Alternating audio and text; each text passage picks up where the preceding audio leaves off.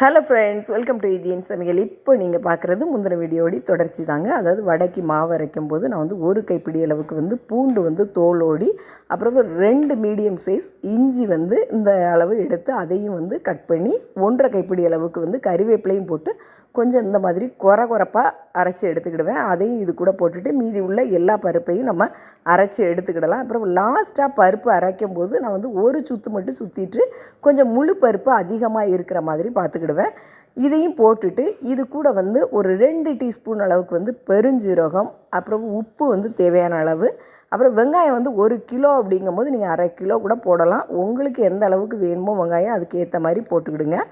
அதுக்கப்புறம் பார்த்தீங்க அப்படின்னாச்சுன்னா இது கூட மல்லி இலையும் போட்டு நல்லா மிக்ஸ் பண்ணிவிட்டு நீங்கள் உருண்டையாக நல்லா தட்டி அழகாக எண்ணெயில் போட்டு எடுத்துட்டிங்கன்னா சூப்பரான மொறுமொறுப்பான பருப்போட ரெடி ஆயிரும். இந்த வீடியோ எப்படி இருந்ததுன்னு கமெண்ட் பண்ணுங்கள்.